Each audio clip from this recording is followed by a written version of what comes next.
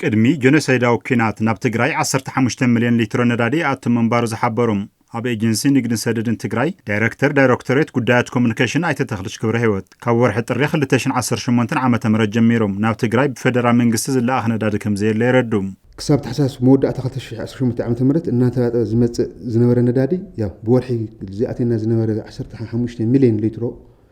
ላብ 850 ነው ወሪዶ ማለት እዩ ተፋላይ ረእይዎ ብጣዕሚ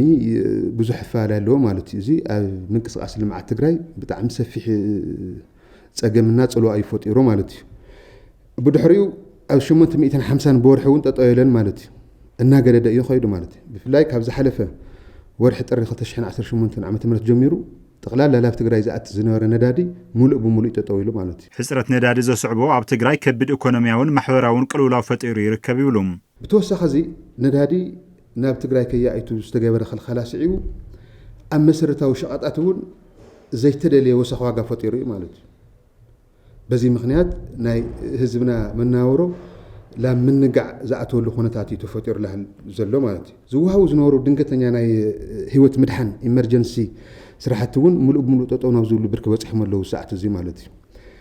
ብፍላይ ድማ ሪፈራል ሆስፒታል ዓይደል ካልኦት ናይ ትካላት ጥዕና ድንገተኛን መደበኛን ኣገልግሎት መሃብ ናብ ዘይኽእሉ ብርኪ በፂሖም ይርከቡ ሰዓት እዚ እቲ ኤጀንሲ 5 ግዜ ብደብዳቤን ኢሉ እውን ብኣካልን ቅሬቱ ናብ ፌደራል ከም ዘቕረበ ዝገለጹ ኣይተተኽልሽ ኦፊሻላዊ መልሲ ግን ክወሃበና ኣይተኻልን ይብሉም ናብ ኣዲስ ኣበባ ደብዳቤ ልኢኽና ኢና ማለት እዩ ናብ ንግድና ቀጠናዊ ትስስር ሚኒስተር ፕላስ ኢነርጂና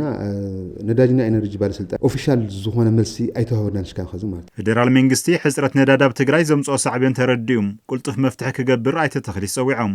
ኢነርጂ ሚኒስተር ትጸገም እዚ ብኣግባቡ ተረዲኡ ያው መፍትሒ ከቐምጠልና ኢና ንጽበለና ኸዚ